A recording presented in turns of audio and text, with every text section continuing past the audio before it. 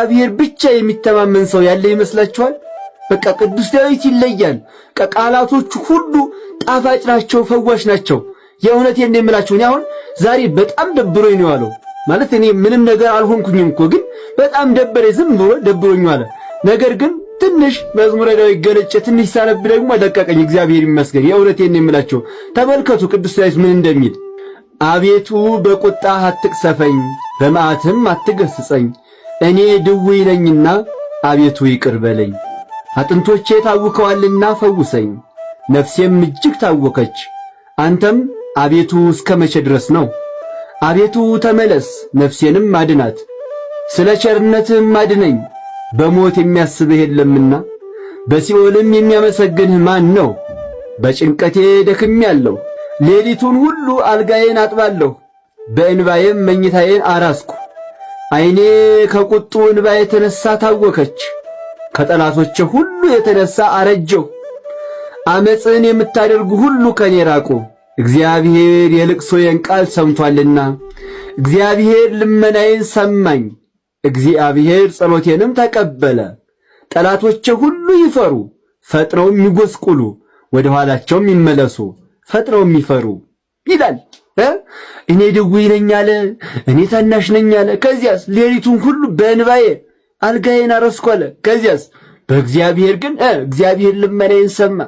የሚገርም እኮ ነው። መዝሙር 6 ላይ ያለው ቃል ነው። ሲጨንቃችሁ፣ ስትከፉ፣ ሲደብራችሁ፣ በቃ የተለያየ መከራ ሲመጣባችሁ መዝሙረ ዳዊትን አነቡ፣ ይጠቅማችኋል።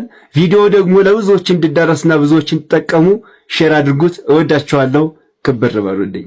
ማርን በጾም ሰዓት የምትበሉ ሰዎች እንቁላልንስ ለምን አትበሉም? ይሄም ከዶሮ ነው የተገኘው፣ ይሄ ከንብ ነው የተገኘው። ሁለቱም ከስጋውያን የተገኘ ነው እና ይሄ ለምን በጾም ሰዓት ይበላል? የማታውቁት በደንብ ስሙኝ። ሁላችሁም እጃችሁን ፈታ ፈታ አድርጉና ለሁሉም እንዲዳረስ እዚህ ጋር ያሉትን ሼር፣ ኮፒ፣ ሊንክ፣ ላይክ እያደረጋችሁ ቪዲዮው ለሁሉም አዳርሱልኝ። ቤቱን ፎሎ አድርጉ። ይኸውላችሁ ይሄ በጾም ሰዓት ለምን አይበላም ሲባል ይሄ የተገኘው ከዶሮ ነው። ዶሮ ደግሞ ከወንድና ከሴት ዶሮዎች በሩካቤ የምትገኝ ናት። ስለዚህ በሩካቤ የተገኘች ስለሆነች እንቁላል በጾም ሰዓት አይበላም ማለት ነው። ይሄኛው እስካላችሁኝ ይሄኛው የተገኘው ከንብ ነው። ንብ ደግሞ በሩካቤ አይደለም የምትወለደው፣ የምትጸነሰውም የምትወለደውም እና እስካላችሁኝ የንብ አውራ ሲባል ሰምታችኋል አይደል? የንብ አውራ የሚገርም ድምፅ አለው። በነገራችን ላይ ይህ አውራ በሴትም አንቀጽ ይጠራል። እናም ያንን ድምፁን ሲያሰማቸው ሴቶች ንቦች እጭ ይሰራሉ። ያ እጭ ሆኖ ያድርና ያ እጭ ደግሞ እያደገ ወደ ንብነት ያድጋል ማለት ነው። አያችሁ፣ በዚህ መልክ ነው ንቦች የሚወለዱት። ነገር ግን ሳይንስ ንብ በሩካቤ ነው የምትወለደው ይላል። በእኛ በኦርቶዶክሳውያን አስተምሮ ደግሞ አባቶቻችን እንደነገሩን ንብ በአውራው ድምፅ ብቻ እንጂ በሩካቤ አይደለም የምትወለደው። ስለዚህስ ያለ ሩካቤ ከአውራው ድምፅ ብቻ ስለምትገኝ ንብ ማር በጾም ሰዓት እንበላለን ማለት ነው። ከዚህ የተነሳ ነው። አያችሁ ታዲያ ቅዳሴ ማርያም ስታስቀድሱ አባ ሕርያቆስ ምን ይላል? ከመንብ ዘእምቃል ንባብ፣ ንብ ከአውራው ድምፅ የተነሳ እንደምትጸንስ ድንግል ማርያም ሆይ አንቺም ክርስቶስን በመልአኩ ድምፅ ብቻ ጸነሽው ይላል። አስተምሯችን ድንቅ ነው። ኦርቶዶክስ ለሁሉም ነገር አመክንዮ አላት፣ ምክንያታዊ ናት። ያለ ምክንያት አንዳች ነገር አትተገብርም። አየህ ሃይማኖትህ ታዲያ አትደንቅህም? አትወዳትም? ሃይማኖትሽን አትደንቅሽም? አትወጃትም? እስቲ ሁላችሁም ኮመንት ላይ ሃይማኖቴን እወዳለሁ እያላችሁ ጻፉልኝ። እስኪ የተዋህዶ ልጆች ሃይማኖቴን እወዳታለሁ እያላችሁ ኮሜንት ላይ አጥለቅልቁት። ሁላችሁም ይህን ቪዲዮ ሼርና ኮፒ፣ ሊንክ፣ ላይክ፣ ሪፖስት እያደረጋችሁ ለሁሉም አዳርሱልኝ። ይሄ ቤት ይጠቅማችኋል። ፎሎ አድርጉት። እወዳችኋለሁ። ክብር በሉልኝ። ልብ በሉ። የስህተት ትምህርቶችን የሚያስተላልፉ ሰዎች ወይ አድርባዮች ናቸው፣ ወይ ሆዳም ናቸው፣ ወይ ሹመት ፈላጊዎች ናቸው፣ ወይ ምስጋና ፈላጊዎች ናቸው። ንጹህ ትምህርት ያስተማረውን አባት ሂድና እየው። ዮሐንስ አፈወርቅ ትሁት፣ ቅዱስ ቄርሎስ ትሁት፣ ቅዱስ ኤፍሬም እንደው ትሁት፣ እኔ ጌታ ያንተን ወንጌል ማስተማር አይገባኝም ብሎ ዋሻ ውስጥ ዶ የሚሸሸግ ነበር ቅዱስ ኤፍሬም። አንተ በልልና የሰበከውን ወንጌል እኔ ትቢያው እንዴት አድርጌ ያስተምረዋለሁ እየተባለ እያሉ እዩዋቸው። እነ ቅዱስ ኤጲፋኒዎስ ሹመት አልፈልግም እያሉ በአዝመራ መካከል ጠፍተው ከተደበቁበት ታስረው ተይዘው እየመጡ ነበር የሚሾሙት። የክርስቶስ ትምህርት ያደረበት አባት የክርስቶስን ሕይወት ያሳያቸዋል። ለስጋ በሚመች ፈጠራ ልቦለድ ለነገስታት በሚመች የሚሰብክ ከሆነ መምህራችን አይደለም። እግዚአብሔር የገነትን ቅጠል ኮሽ ኮሽ ኮሽ ኮሽ ኮሽ እያደረገ በሰው አምሳል ማለት አዳም እንዳይደነግጥ እኮ ነው። አዳም ወዴት ነህ አለው። ተመልከቱ ቸርነት። አዳም ወዴት ነህ ያለበትን እያወቀ እንዳላወቀ አዳም እንዲጽናና እኮ ነው። ይሄ ማለት አንድ ትልቅ አባት ልጁን በግ ጠብቅ ብሎ ሰጥቶት ልጁ በጎቹ ጠፍተውበት ወይም በጎቹን አጥፍቶ አባቴ ይገርፈኛል ብሎ አንድ ዛፍ ስር ቁጭ ብሎ አባቱ በዚያ ሲያልፍ እንዲያው ልጄ በተገኘ እንጂ ሀብቱስ ቅልጥ ብሎ ይቅር ቢል ቢሰማው እዚህ ነኝ አባዬ ይላል። ምክንያቱም ለምንድን ነው? አባቱ እየፈለገው እንደሆነ ተረድቷልና።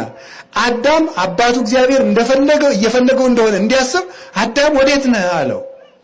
ይሄ ፍጹም ቸርነት ነው በእውነት ማለት ነው። እኛ እንኳን እንደው አንድ ሰው ካስከፋን እኮ ዞር ብለን ማየት አንፈልግም። ተከትሎ መጥቶ እግዚአብሔር አዳም ምን ሆነ ነው አለው። ደግሞ እንደው ይገርማ ምን ሆነው ሊቃውንት ሊያናግረው ቢሻ ይላል። ምን ሆነ ነው አዳም አለው። የሆነውን እኮ ያውቃል። ያላ አያቱ ወጉንም ለመስፋት ፈልጎ ነው። ወጉንም ሊሰሙ የአዳምን ጭንቀቱን ማዳመጥ ፈልጎ ሰው ሲያወጋ እንግዲህ ገሌ ጀምረው አይባልም። አውቀዋለሁ ዝም ብለህ ቁም ነገሩን ነገር ያትንዘባዘብ አይባልም። ሰውን ማዳመጥ ስታወጉ ግን አትንዘባዘቡ። ከቻላችሁ ሙላችን አንንዘባዘቡ። ግን ምን ለማለት ፈልጌ ነው? ሰው ሲያወራ ግን ጭንቀቱ ሲያወራ ዝም ብላችሁ ማዳመጥ። ይኸው እግዚአብሔር አዳምን ሊሰማ መጣ። የአዳም ወሬ የአዳም ብሶትና ወግ ለእግዚአብሔር የማይረባ ሆኖ ካልተቆጠረ የወንድማችን ጭንቀት መስማት እንዴት የማይረባ ይሆናል? ያን አደረገና እግዚአብሔር አዳምን ምን አለው? በል እንግዲህ አዳም አንተ ሕግ ብታፈርስ እኔ መጥቼ ሞቼ ያድንሃለሁ ብሎ እግዚአብሔር ቃል ኪዳን ሰጠው። ተወልጄ ያድንሃለሁ፣ ናፍቆትህን እፈጽማለሁ። አምላክ መሆን አምሮህ ነው? በል እኔ ሥጋህን ለብስና ያንተን ሥጋ አምላክ አደርገዋለሁ አለው። አዳም ኮነ ከማሃዱ እምኔነ ያለው ይሄንን ነው። አዳም ከኛ እንዳንዱ ሆነ ማለት በኋላ ዘመን የአዳም ሥጋ ቃልን ተዋህዶ የቃልን ገንዘብ አድርጎ አምላክነትን አግኝቶ የአዳም ሥጋ አምላክ ሆነ። በተዋህዶ ጌታ ሥጋን ሲለብስ ይህንን ቀጠሮ ሰጠው። ከዚያ በኋላ ተመልከቱ 5500 ዘመን ከተቆጠረ በኋላ እግዚአብሔር ለሰው ልጆች ቸርነትን አላቋረጠም፣ ሲያደርግ ኖረ። ሰዎችን ሲመግባቸው ሲያስተዳድራቸው ቆየ። የዚያን ጊዜ ቀጥር ያለው እስከዚያ ፍዳህን ብላ የሰው ልጅ አላለም። በኖህ በጻድቁ በአብርሃም በይስሐቅ በያዕቆብ በኖህ ዘመን ብቻ ያደረገውን አስታውሱ። ምንድን ያደረገ? 120 ዘመን ለምህረት መስጠት። በጣም የሚያስደንቅ 120 ዓመት ለይቅርታ ቀጠሮ ሰጠ። ይህን የሚያደርግ እግዚአብሔር ብቻ ነው። ሰው ጥቂት ቀን ይችለናል፣ እግዚአብሔር ግን ሁልጊዜ ይችለናል። 100 ዓመት የሚችል እግዚአብሔር ብቻ ነው። ለድሃ የሰጡት እንጀራ ነው እኮ ከሄዶ ከሰማይ የብርሃን ቤት የሚሰራ። ለክርስቶስ የሰጧት አንዲት ጠጠር እኮ ናት የሰማይ ቤት የምትሰራ። ሶፋው እኮ ቤት አይሰራም እኮ ተጎልቶ ነው የሚቀረው። ገንዘብ ቀበሮ እኮ ነው። እናንተ ኪስ የነበረው ገንዘብ እንደ ገንዘብ ያለ ጨካይ ባይድ የለም። ሰውየውን ገለው ሲወስዱት እስኪ ተውትም አይል አሞቀ ኪስ እየሄደ የሚጎለት ማለት ነው። ገንዘብ እኮ ነው ይሄ ማለት ነው። መገደያ መጥፊያ እኮ ነው ማለት ነው። ያወቀበት ደግሞ ይድንበታል፣ ይጸድቅበታል። ይሄንን ነው ያንን ድሃ ያሰበው የለም የተባለ የክርስቶስን ቤተክርስቲያን የሚያስባት የለም። መሮጥ ሲደክም ተመልሰህ ስትመጣ እግዚአብሔርን የምታገኘው አይምሰልህ። እግዚአብሔር አሁን የሚገኝ አምላክ ነው። መልክ የሚመልሰው ማለት ነው። ንስሐ ማለት መመለስ ማለት ነው። የምንመለሰው ወደ እግዚአብሔር ነው ማለት ነው። ወደ ተፈጠርንበት መልካችን መመለስ ማለት ነው። ሰው መሆን መጀመር ወደ ሰውነታችን መመለስ ነው። እንግዲህ ሰው እንደምታውቁት ነው። አፈር ተከምሮበት የነበረ ወርቅ ትንሽ ስናነሳለት ብልጭ ይላል፣ ትንሽ ስናነሳለት ብልጭ ይላል። መጨረሻ ላይ ወርቁ በእሳት ስንጠብሰው ማብራት ይጀምራል። እኛም ስንመለስ ስንስተካከል መጨረሻ ላይ ይሄ ስብከት፣ ትምህርት፣ ቅዳሴ፣ ስግደት፣ ሰባቱ አጽዋማት፣ ምንትስ የሚባለው ምን ይመስላችኋል? ይህ ሁሉ እላያችን ላይ ያለውን አቧራ የማራገፍና ወደ መልካችን የመመለስ ነው። ምክንያቱም ሰው በቆፈር ተደርጎ እንደ ወርቅ የሚገኝ መልክ አይደለም ያለው፣ ፎቶ አይደለም የሰው ልጅ። ይሄ ሸረሪት የወረረውን ስዕል ወይም ፎቶ ጠረግ እንደምናደርገው ዝም ብሎ ጠረግ የሚደረግ አይደለም።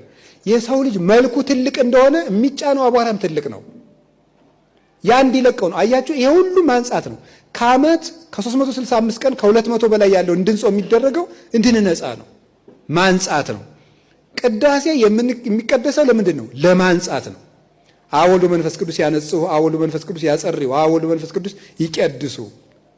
የማንጻት ስራ ነው የሚሰራው። ቄሱ ምንድን ነው የሚያደርገው? ቄሱ ቅዳሴ ሲቀድስ ምን ያደርገው የሚገባው? መጀመሪያ እግሩን አናጽቶ ነው የሚገባው። የሚነጻበትን ስራ ነው የሚሰራው። ህዝቡንም ለማንጻት ነው ቅዳሴ የሚገባው። እጁን ይታጠባል። ህዝብ ማነጻ ነኝ ማለቱ ነው። ዲያቆኑ ያስታጥባል። እኔ ደግሞ ህዝቡን በማንጻት ውስጥ ተላላኪ ነኝ ማለቱ ነው። የመንጻት ስራ ነው። ቅዳሴው መንጻት ነው። ጾሙ መንጻት ነው። ስግደት ለመንጻት ነው። ዘፈኑንም ስታገኘው እስክስታ የምታስነካ፣ መዝሙርም ስታገኝ የምታጨበጭብ ትሁን። በአንድ አፍህ ሁለት ነገር አይውጣ። ከአንድ ጉድጓድ መራራና ጣፋጭ ውሃ ይቀዳልን? አይቀዳም። ከአንድ ጠርሙስ ላይ የሚጣፍጥና የማይጣፍጥ ውሃ አይቀዳም። መቼስ ክርስቲያን ከሆንክ ክርስቲያን ሆነ ዝለቅ። ያው ደግሞ ሌላም ከሆንክ ሌላ ነው ይበል። አንድ ሰው ለሁለት ጌታ መገዛት አይችልም። አንዱን ይጠላል፣ አንዱንም ይወዳል። ሰው ሁሉም ስልጣን ተሰጥቶታል ነው። ሁሉም ምረጥ ነው። እንግዲህ ተመልከቱ። እንደዛ ቢሆን ኖሮ እኮ እኔን ነው ማምለክ ያለብህ፣ ያው እኔን ነው ብሎ እግዚአብሔር አያረግም። አስገድዶ ቢያጸድቅ ኃጥ አይገኝማ። አስገድዶ ሰይጣን ቢያስኮንን ጻድቅ አይገኝም። ሰው በፈቃዱ መርጦ ይረክሳል፣ በፈቃዱ ይቀደሳል፣ በፈቃዱ ይኖራል። ለዚያች ለመረጣት ፈቃድ እንዲገዛ እግዚአብሔር ስልጣን ሰጥቶታል። የእንግዳ የተባለው በልባችን የነገሰ ኃጢአት ነው። እግዚአብሔር እንዳያደርግ ቦታ የሚያሳጣው፣ እግዚአብሔር ስራ እንዳይሰራ ከኛ የሚያርቀው ያ ነው። እንግዳ ነገር አስወግዷል። ከእግዚአብሔር ውጪ በልባችን ማደር የለበትም። እሱ ይደርብን። ጎፋ መካነ ሕያዋን ቅዱስ ገብርኤል ካቴድራል ግቢ ውስጥ እጅግ አደገኛ ነገር እየተፈጠረ ይገኛል። መቼም በወንጌል አገልግሎት ላይ የሆነች ነገር ካጋጠመ ከዛ በላይ ምንም አይነት ችግር አለ ብዬ አላስብም። በወንጌል አገልግሎት ላይ ከባድ ፈተና የሆኑት የካቴድራሉ አስተዳዳሪ መላከ ፀሐይ ቆሞስ አባ ኃይለ ኢየሱስ ተመስገን እርሶን ይመለከታል። ቢሮ እስኪታሸግ ድረስ ያደረሱትን ጉዳይ እያወቁ ነገር ግን የተለያዩ የጉልበት አማራጮችን በገንዘብ በመጠቀም የደብሩንና እንዲሁም የሰንበት ትምህርት ቤቱን ከምንም በላይ ደግሞ በተልእኮ ትምህርት እጅግ በጣም ያሸበረቀችውን ራዕየ ቴዎፍሎስ ሰንበት ትምህርት ቤት ሲያምሱ እየተመለከትን እንገኛለን። ስለዚህ ነገ ማንም በኔ እንዳይፈርድ ይህንን ነገር ለማስታወሻ ላኑርሎ። በምንም አይነት ሁኔታ እነ ቀሲስ ዮናስን የመሳሰሉ አባቶችና እንዲሁም የደብሩ ልዩ ልዩ ጤናማ የሆኑ አካላትን ካሳሰሩ እኔ ለዚህ መረጃ አልጠየቅም። ጨው ለራስ ስትል ጣፍጥ ነውና ራሶትን ዝቅ አድርገው በቀኖና ቤተክርስቲያን ጉዳዮት እንዲታይ እድል እንዲፈጥሩ እላለሁ። በምንም አይነት ሁኔታ ተከትሎ ለሚሆነው ነገር እኔ ኃላፊነት አልወስድም። ግቢውን በማመስ የተለያዩ ሁከቶችን በመፍጠር ላይ ነውና የሚገኙት። ከዚህ አድራጎቶ በፍጥነት እንዲቆጠቡ ድምፄን ላሰማዎት እወዳለሁ። አባ ዮሐንስ ከጻድቁ አቡነ ተክለ ሃይማኖት ጋር እኩል እንደሚዘመርላቸው ታውቃላችሁ? አታውቁማ። ስለዚህ ዛሬ ሁለት ቪዲዮዎችን አሳያችኋለሁ። ከዚያ በፊት ግን ግዴታ ኮፒ ሊንክ እንድታደርጉ የእመቤታችንና የእግዚአብሔርን ስም መጥራት አይጠበቅብኝም። የቻላችሁትን ያል ኮፒ ሊንክ አድርጉ። ወደ ቪዲዮ ዓለምን በወንጌል የሚያረሰርሰው የበረሃው መናኝ ስሙ ዮሐንስ ነው። ዓለምን በወንጌል የሚያረሰርሰው ዓለምን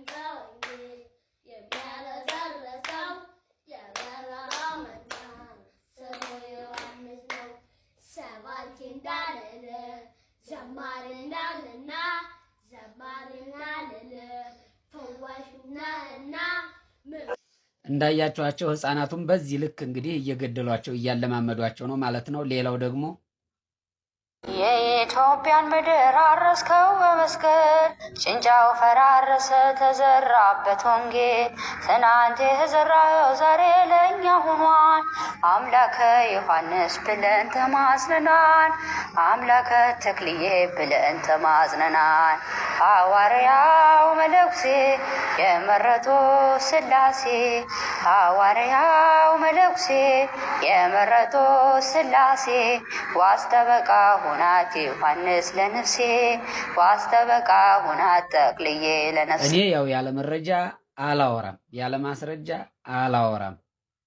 በመረጃና በማስረጃ ሳወራ የምትናደዱ ሰዎች ደግሞ ጤናችሁን ተመርመሩ። እንደሰማችኋቸው እንግዲህ ዘማሪዎቹ አባ ዮሐንስን ይዘምሩላቸዋል ማለት ነው። ብዙ ቪዲዮ አለኝ እጄ ላይ ብዙ ቪዲዮ አለኝ። ስለ አባ ዮሐንስ ይዘመራል።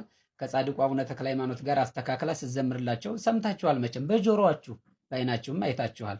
ገብታችሁ ሰርች አድርጋችሁ ማየት ትችላላችሁ። በተለይ እነዚህን ህፃናቱን ነጠላ እያስለበሰች ለአባ ዮሐንስ እንዲዘምሩ የምታለማምዳቸውና የምታዘምራቸው ትልቅ ሰው ናት ብታዩት ማለት ነው። ትልቅ ሴትዮ። እንግዲህ በዚህ እድሜ የቤተ ክርስቲያንን አስተምሮ አለማወቅ እኔ በጣም ነው የሚከብደው እና ይሄ ትውልድ መዳን አለበት። አሁን ይሄ ነገር ይስተካከል ስንል ነው እንግዲህ ገዳሙን ትሰድባላችሁ፣ ገዳሙን ትነቅፋላችሁ። ገዳሙን እኔ መች ደረስኩኝ? ገዳሙ ምን አድርጎኝ? አባ ዮሐንስ በዚህ ልክ ይዘመርላቸዋል ሲባል አትንጫጩ። ማስተካከል አለባቸው እሳቸው። አይ እኔ ትልቅ ሰው ነኝ አልስተካከልም ካሉ ደግሞ ተከታዩ መስተካከል አለበት። ፎቶ በየግድግዳው የሚሰቅለው፣ ፎቶ በየደረቱ የሚለጥፈው፣ እንደዚህ የሚዘምረው ትውልድ መስተካከል አለበት። ለማን መዘመር እንዳለበት መለየት አለበት ማለት ነው። ለማን እንደሚዘምር፣ መቼ እንደሚዘምር፣ በምን ምክንያት እንደሚዘምር ማወቅ አለበት ትውልዱ። ስለዚህ ቀጣዩን ቪዲዮ ደግሞ አሳያችኋለሁ። የታዘባችሁትን በኮመንት ጻፉልኝ። ቢያንስ 10 ጊዜ ግን ኮፒ ሊንክ ማድረጋችሁን አትርሱ። አካውንት ተመቷል። የምሬን ነው የምላችሁ። በደንብ አንቀሳቅሱት። በንግስ ሰዓት ሰብሰብ ብላችሁ ወደ ቤተ ክርስቲያን የምትሄዱ ማህበራት ከበሮ ምን ይዛችሁ ማለት ነው። ታቦቱ 3 ጊዜ ቤተ ክርስቲያኑን ዙሮ ታቦቱ ቆሞ ስብከተ ወንጌል ሊሰጥ ነው አቆሙ ስትባሉ የማታቆሙት ለምንድን ነው? ወደ ቤተ ክርስቲያን የሄዳችሁት ወንጌል ለመስማት ነው ወይስ ደግሞ ለመዘመር ነው? እኛ ኦርቶዶክሳውያን እኮ ክብረ በዓል ስንሄድ መሆን ያለበት ማለት ነው የዕለቱ ንግስ ምንን በተመለከተ እንደሆነ የጻድቁ ነው ወይስ የጌታችን የኢየሱስ ክርስቶስ ነው? የማን ነው? ታሪኩንስ አውቀዋለሁ? ከመጽሐፍ ቅዱስ ጋርስ ያለው ግንኙነት የዛሬው ታሪክ ምንድን ነው ብለን ብናጠናና ሰባኪዎቹ መምህራን የሚያስተላልፉትን መልእክት ብንሰማ አይሻልም? የምሬን ነው እኮ የምላችሁ ብዙ ስለምንታዘብ ኧረ ተው አስቆሙልን እባካችሁ ስለ መድኃኔዓለም እስከ መባል ድረስ ማለት እና ሰብሰብ ብለን መሄዳችን ጥሩ ነው፣ መዘመራችንም ጥሩ ነው። ግን ወደ ቤተ ክርስቲያን አይቀር ሲሆን ማስታወሻ ይዘን የዕለቱን መምህሩ የተነሱበትን የትምህርት ርዕስ ይዘን ከዚያ በኋላ ሄደን ከቤታችን ብናነበው መልካም ነው። የሚያዋጣንም ይሄ ስለሆነ ማለት ነው። እና እንደዚያ የምታደርጉ እህት ወንድሞቼ ተው፣ የምሬን ነው የምላችሁ ተው። ያፈሰሱትን ሻሸመኔ የጨፈጨፉትን አምጥተህ ጳጳስ ያደረገች ናት የኢትዮጵያ ቤተክርስቲያን። ገና ዋጋ ትከፍላላችሁ፣ ጳጳሳት ዋጋ ትከፍላላችሁ። ክህነቱ ደም ያፈሰሱ እነ ሳዊሮስ እነማ ዛሬ እኮ ለፓትርያርክነት እየተዘጋጁ ፓትርያርክ ለመሆን የኢትዮጵያ ፓትርያርክ ለመሆን ዘመዴ ውሃ ጠጣ። ሀገር ማለት ሰው ነው። እግዚአብሔር የህይወት ውሃ ያጠጣ ወንድም አለም። ይሄ ሁላ እያየኝ ዝም ብሎኝ አንተ ውሃ ጠጣል ውሃ ያጠጣ። ስለዚህ አሁን እነ እዝራን እነማንን እንዴት ይናገርብናል ተመልሰው ምናምን ብላል። እኔ አሁንም እጠራጠራለሁ። እዝራም ፊት ሐዋዝ ፊት ህፃናት ልጆቻችሁ በተለይ ወንዶች ልጆቻችሁን እንዳትልኩ ደግሜ ይናገራሉ። ፈንዳልኩ ሐዋዝ ለምን ከዛ እንደወጣ ራሱ አሰግድ ይናገራል። እና ዝም ብለህ ብቻ ተመልከተው። አንድ ሰው ወንዶ ነው አንድ ሰው ወንዶ ነው ካለ ያው እንግዲህ ነው እና ስለዚህ እዝራ ለሚካኤል የሚሆን ሐዋዝ አጠገብ እናቶች ወላጆች ወንዶች ልጆቻችሁ ሴቶቹ እንደፈለጋቸው የራሳቸው ጉዳይ እሺም ስለማይሉ ማለት ነው። ወንዶች ግን እንዳትልኩ። ለምን ጥሩ ላስተምሯቸው ይችላሉ ብዬ ሌላ ነገር አይደለም። በቃ ነግሬሃለሁ። ከገባኝ ነው። ሂደ ቪዲዮዎቹን ተመልከት። ሄኖክ ኃይሌ ለምን እንዳመጣ አውቃለሁ። እነሱ ናቸው መለስን ምናምን ድረበት ተመለስ እንኳን እንደናመጣ እንቀበላለን። እርኩሰትን ግን እዚህ አትደፈድፍም ነው ያለው። አትደፈድፍ መናፍቅ ሆነ ከርመ መተካህን አትሆንም፣ ዲያቆን አትሆንም። ህጉ አይፈቅድልህ። እንደ ምዕመን ነው የምትኖር። ለእናንተ መድረክ አይገባም፣ አይሰጥም። ክዶ የመጣ መድረክ ላይ አይወጣም። አይወጣም። ሸቃጮች፣ ነጋዴዎች፣ ቤተክርስቲያኗን ለማፍረስ የተቀመጡ አለቆች፣ ጳጳሳት ስለተቀመጡ እንጂ ክዶ የሄደ ሲመጣ በንስሐ ምዕመን ሆኖ ነው የሚቀመጠው። ክህነቱም ተሽሯል፣ አይመለስም። ክህነት እንኳን ካህን ደም እሱ ስለጨነቀው ነው ከሄኖክ ስር ተለጥፎ እዚህም የሚደረግ አሰላ ላይ ይደረግ የሚለው ማለት ነው። ሌሎቻችሁ ግን እዚህ ግርግር ውስጥ የገባችሁ የምትናገሩትን ነገር ለእናንተ መርቄ ያልፋል። ምን ይላሉ እነዚህ የከተማ ሴቶች? ቅዳሴው ላይ የሉም፣ ጸሎቱ ላይ የሉም፣ ምኑም ላይ የሉም። ግን የሄኖክ ዝማሬ ላይ ብቻ የሚመጡ ቲክቶከራም ሴቶች ቡቶክሳም ይመጡና ምን ይላሉ? የሰማዕታት ልብሳቸው ነጭ ነው፣ ጥቁር አንለብስ። ባንዲራ ፖለቲካ ነው። የእኛ ባንዲራችን ክርስቶስ ነው፣ መስቀል ነው። እኛ መንግስትን ትእዛዝ ማክበር አለብን። ሰማዕታቱ ደግሞ ደስ የሚላቸው ነጭ ለብሰን ስንዘምርላቸው ነው ይላሉ። ቀርም ዝማሬያችን አይቀርም። አንተ ነጋዴ፣ አንተ ምናምን። አርሲ ላይ አንድ እድሜያቸው ከ60 ዓመት እስከ 70 ድረስ የሚገመቱ አዛውንት አባት ደጀኔ አበበ የተባሉ ሰው በኦነግ ታጣቂዎች ዛሬ ምሽት ሌሊት ላይ እንደተገደሉት ተሰምቷል ማለት ነው። እንግዲህ ይህ እየሆነ ያለው እዛው ከተማ ውስጥ በሚቀለቡ ሰዎች ነው። እኚህ ከተማ ላይ ደግሞ ከዚህ በፊት 4 ሰዎች እጃቸውን ሰጥተዋል ተብሎ የኦነግ ሸኔ ታጣቂዎች እየበሉ ነው ያሉት። ትላንትና ሐሙስ ለአርብ አጥቢያ ላይ ነው እኚህ ደጀኔ አበበ የተባሉት የእድሜያቸው ከ65 እስከ 70 ዓመት ድረስ የሚገመት ሽማግሌ ናቸው። እሳቸው ተገድለዋል። እንግዲህ በሆንቆሎ ዋቤ ወረዳ መጪቱ ጉቶ ቀበሌ በምትባል ቦታ ላይ ነው ይህ ግድያ የተፈጸመው።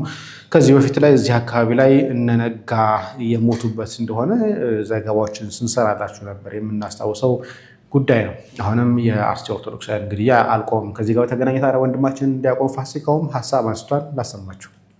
ብዙዎቻችሁ በቅንነት ላትመለከቱት ትችላላችሁ። ነገር ግን በቅንነት ተመልከቱት ብዬ አላስገድዳችሁ። ምክንያቱም ሰው በራሱ ጭንቅላትና በራሱ አስተሳሰብ ስለሆነ የሚያስበው። ግን እኔ እንደ አንድ ምዕመንና እንደ አንድ ኦርቶዶክስ አማኝ ተከታይ መጠየቅ ስለምፈልግ ነው። ምክንያቱም ነገሮችን ዝም ብዬ መተውና ችላ ብዬ ማለፍ አልፈለግኩም። ለምን ቢባል ከዚህም በፊት ብዙዎቻችን በጣም እንከተላቸው የነበሩ ትልልቅ ሰባኪያን፣ ብዙ ተከታይ የነበራቸው ዘማሪዎች ቁጭ ብለን በልጅነታችን የነሱን መዝሙር ከነፍሳችን ጋር አገናኝተን በጣም በተመስጦ እንሰማቸው የነበሩ ዘማሪያን አሁን ያሉበትን ቦታ እናውቃለን። አንዳንዶችም ታድሶ ሆኖ ለሁለት ተከፍለው በምን አይነት ደረጃ እንዳሉ እናውቃለን።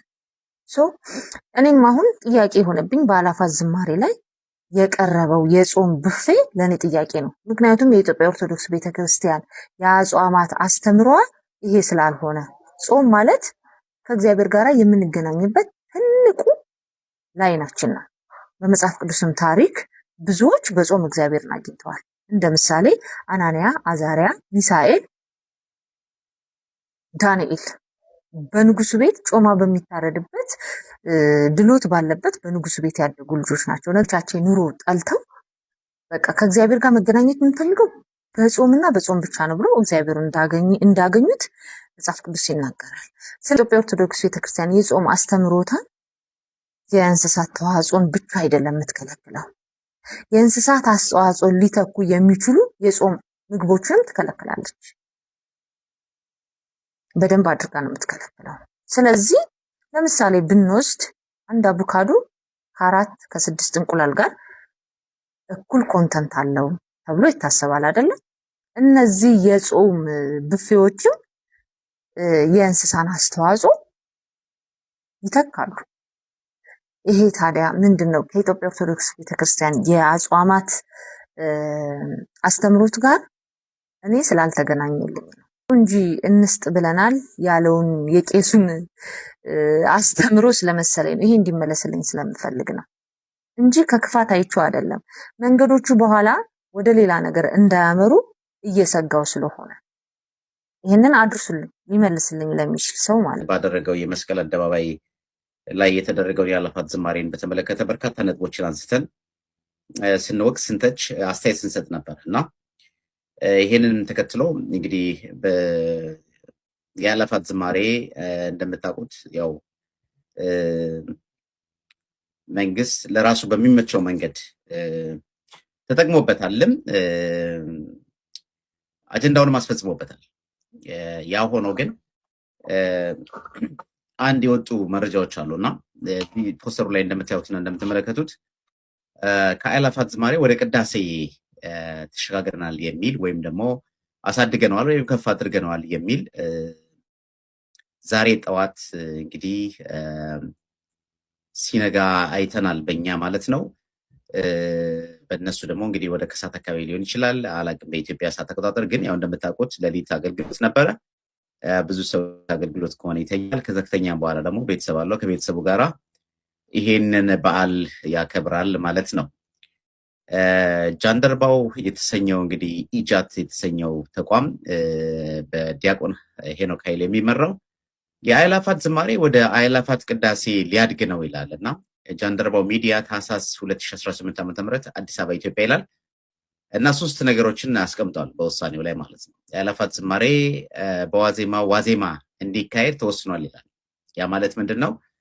የልደት በዓል ከመከበሩ በፊት ባለው ዋዜማ በፊት ይከበራል ማለት ነው፣ ወይም ደግሞ ዝማሬው ይካሄዳል ነው። የአእላፋት ዝማሬ ቀን የአእላፋት ቅዳሴ ቀን ይሆናል ይላል። የአእላፋት ዝማሬ የአእላፋት ቅዳሴ ቀን ይሆናል ይላል። የቅዳሴ የተሰጠው ትምህርትን አብይ ጾም ላይ እንጀምራለን ይላል። በእነዚህ መሰረታዊ ጉዳዮች ላይ ከኔ ጋር ቆይታ እናደርጋለን እና ምንድን ያልኩት ለወዳጄ የአእላፋት ዝማሬ ማለት ዲያቆን ሄኖክ ኃይሌ በሚመራው ስህተትን እንደሰራ ወይም ደግሞ በኢትዮጵያ ኦርቶዶክሳዊ ቤተክርስቲያን ታሪክ በርካታ አድባራትና ገዳማት ባዶቻቸውን እንደቀሩ የዋዜማውን ስርዓት በአእላፋት ዝማሬ እንደቀየረውና ከዛም ደግሞ ብርድና ንፋስ ሲመታው የነበረ ህዝብ ቅዳሴ ከመሄድ ይልቅ ወደ ቤቱ ሄዶ ማረፍን የሚመርጥበት አጋጣሚ ከመሆኑ አንፃር የተነሳ አብዛኞች አብያተ ክርስቲያናት ባዶ መሆናቸውን ተከትለው እንደገናም ደግሞ ከዛ አንፃር ሲታይና ሲመለከት ደጋግመን ስናነሳ እንደነበር ነው የኢትዮጵያ ኦርቶዶክስ ተዋሕዶ ቤተክርስቲያን ህብረትና አንድነት ለመዘመር ለማመስገን ብቻ ሳይሆን በአንጻሩ ደግሞ በኢትዮጵያ ኦርቶዶክስ ተዋሕዶ ቤተክርስቲያን ላይ የሚደርሰውን ግፍና በደልን አስመልክተው ሁሉም እንደ አንድ ቃል ተናጋሪ እንደ አንድ ልብ መስካሪ በአንድነት መቆም የሚችሉበትን መንገድ ማመቻቸት እንዲችሉ ጥሩ አጋጣሚዎችን ይፈጥር ነበር እና ለዛ ወዳጄ ምን አልኩትኝ፣ ዲያቆን ሄኖክ ኃይሌ በእርግጠኝነት የምነግርህ ነገር ይህንን ቀን ወደፊት ያድርገው ወደ ኋላ ያድርገው እኔ ወዴት እንደሚያደርገውም አላውቅም። ይህንን ቀን ካልቀየረው ግን አልኩት ቃል ምድር ለሰማይ ነው ነገር ምን አለ ቀሲስ ሳሙኤል ትለኛለህ? ዲያቆን ሄኖክ ኃይሌ በኢትዮጵያ ኦርቶዶክስ ተዋሕዶ ቤተክርስቲያን ታሪክ ባዕድ ነገር ለመጨመር ሆን ተብሎ አጀንዳ ተሰጥቶት የሚሰራ ሰው ነው አልኩት። ይሄንን መዝግብልኝ ቃሌን አልኩት። ይሄ የተጻፈ የተነገረ ይሄ ውሳኔ ዛሬ ወሰንን ከሚሉት በፊት የነበረ ነው እና ሲነጋም ጠዋት ይሄንን ውሳኔ እንዳየሁት እኔ እናንተ ስናወራ ስልካችን ተጠልፎ ነበር እንዴ ነው ያልኩት። ጠዋት ስነሳ ቀኑ መለወጡን ሰማሁ። በኢትዮጵያ ኦርቶዶክስ ተዋሕዶ ቤተክርስቲያን የራሷ የሆነ ስርዓት አላት። ኢትዮጵያ ኦርቶዶክስ ተዋሕዶ ቤተክርስቲያን ስርዓት አላት። ለምሳሌ ዲያቆን ሄኖክ ይሄንን ፕሮግራም ሲያዘጋጅ መጀመሪያ ላይ ከጠየቅናቸው ጥያቄዎች መካከል ውስጥ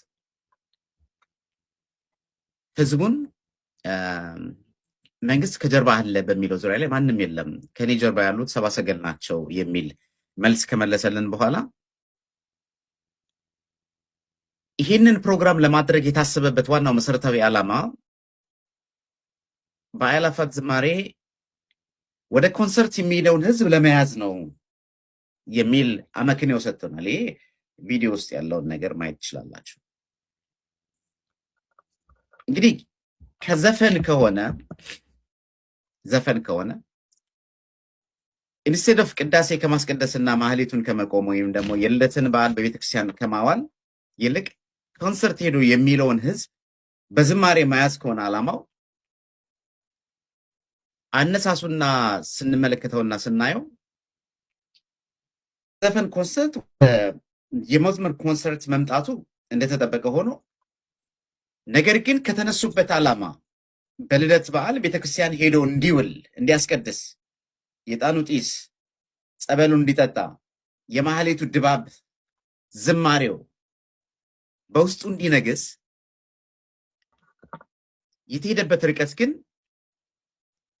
አሊያ አይደለም ይቅርና ዘፈን ሄዶ ዘፈን ቅዳሴውንና ማህሌቱን ከሚሳተፈው ህዝብ ይልቅ በአእላፋት ዝማሬ ላይ የተገኘ ህዝብ ቤተክርስቲያኑን ላይ እንዳይሄድ አድርጎታል። ይሄ የማንክደው ሀቅና እውነት ነው። ይህም ከመሆኑ አንጻር የተነሳ በስሜት እና አንድ ችግር ተፈጠረ ሲባል ውሎ ሳያድር ውሳኔዎችን መወሰን እንደሚችሉ ወይም ደግሞ እንደሚወስኑ ማሳየው እዚህ ላይ እንደምትመለከቱት ላሳያችሁ።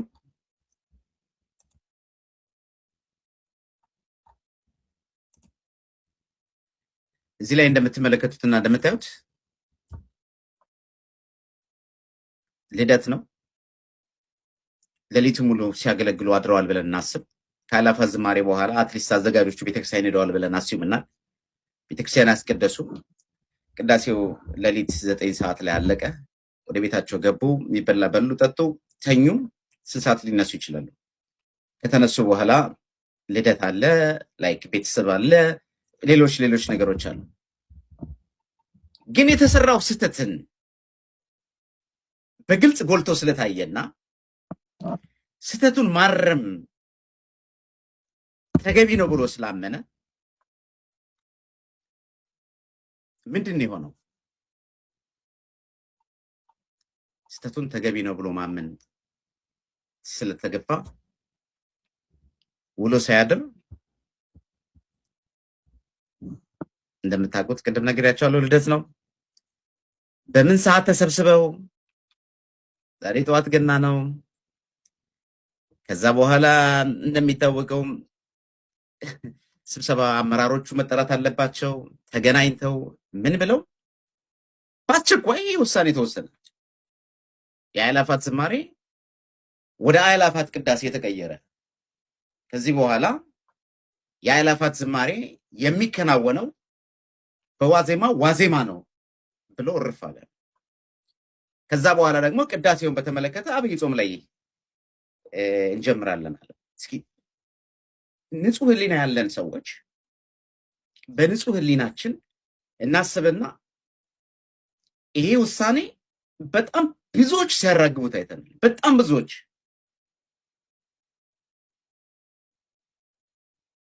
ግን በተለይ በቤተክርስቲያን ውስጥ ያላችሁ ትላንትና ወምረት ላይ ወጣችሁ የአእላፋት ዝማሬ መኖር አለበት መቀጠል አለበት ስትሉ የነበራችሁ አራት አይነት የተባላችሁ ሊቃውንት የተባላችሁ ዛሬ ቤተክርስቲያን ውስጥ ስመጥር የሆናችሁ ሰዎች እስኪ ቁጭ ብላችሁ አስቡትና እዩት።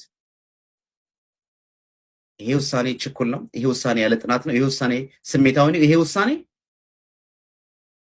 በአንድ በሁለት ሰዎች የሚመራ ተቋምን ነው ብለን እናስብ።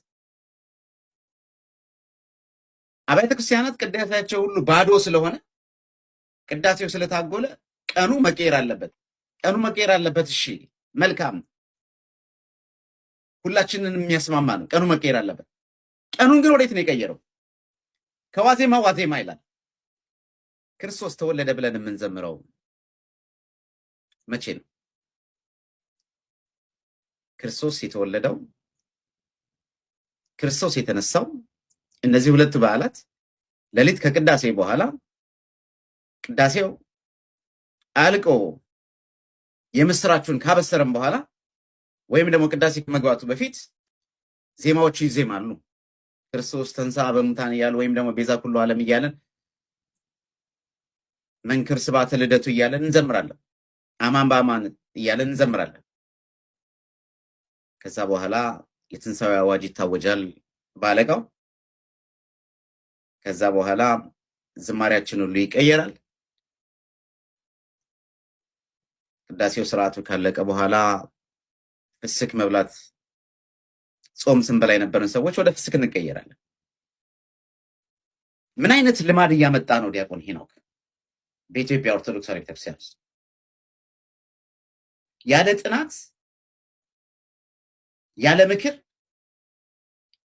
ዝም ብሎ ብቻ ህዝብን ለማረጋጋት የተሰራውን ስህተት ለመሸፈን ሆን ተብሎ የተሰራ ወይም የተደረገ ውሳኔ ነው። ይሄን ስንናገር ጥንታችሁ ነው እናንተ ስላልሰራችሁ ነው ቅናት ነው ምናምን ብዙ ነገር ሰው ሊያወራ ይችላል። ግን ቦተም ላይን the truth is ምንድነው ስንል ዲያቆን ሄኖክ ኃይሌ በሰራው ፕሮግራም ሰው የዘፈን ኮንሰርት ከሚሄድ ወደ ቤተክርስቲያን እንዲመጣ በቤተክርስቲያን የልደትን በዓል የትንሳኤን በዓል እንዲያከብር መርህ አድርገን የምንንቀሳቀስ ነው እንዳለው በአንደበቱ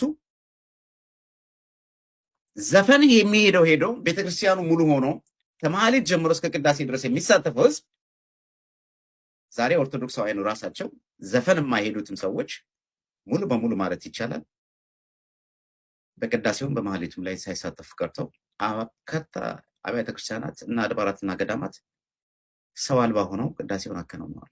ይሄ ማንሰት ነው። አሁን የምናየው የደመቀውን ነገር ብልጽግና ብልጭልጭ ይወዳል።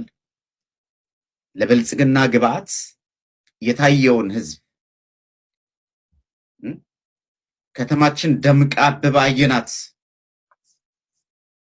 ተውባ ተመለከትናት። ለኦርቶዶክሳውያን አዝኖ ለኦርቶዶክሳውያን ስፍራና ቦታ ሰጥቶ ይህማ ቢሆን ኖሮ እውነት እንነጋገር ከተባለ ኦርቶዶክሳውያን በሞታቸው ሰዓት ሌላውን ተውት የመንግስት አካላት ወጥተው ባይናገሩ እንኳን ሚዲያዎቹ ይናገሩ ነበር። ሚዲያውን ተውት የሃይማኖት ተቋማት በተሰኘው የካድሬ ስብስብ የሞቱት ኦርቶዶክሳውያን አይደለም ተብሎ አይሸፈንም ነበር ለኦርቶዶክሳውያን ቢሆን ኖሮ። ግን ዓላማው ይሄ አይደለም። እከክል ነው፣ ሰጥቶ መቀበል ነው። ኦርቶዶክሳውያን በነፃ በአምልኮት እየተካሄደ ያለውን ነገር ለማሳየት ተመልክቷል ነው። ኦርቶዶክሳውያን በነፃነት እያመለኩ ነው። በነፃነት በውጭው እንቅስቃሴ በዚህ ባርሲው በወለጋ ላይ የሚጨፈጨፉትን ኦርቶዶክሳውያን በተለይ በኦሮሚያ ክልል ላይ ያለውን ግድያና ደም መፍሰስ፣ መፈናቀል፣ ከቦታ ቦታ አብያተ ክርስቲያናትን ማቃጠል፣